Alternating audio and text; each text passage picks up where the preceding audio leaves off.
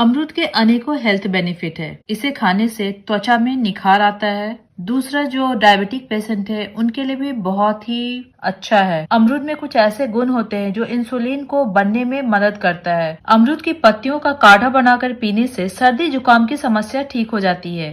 सिर्फ अमरूद ही नहीं, अमरूद की पत्ती भी बहुत ही फायदेमंद है। अगर मुंह से बदबू आ रही हो तो अमरूद की पत्ती को चबाकर खाएं, इससे मुंह की दुर्गंध दूर हो जाती है।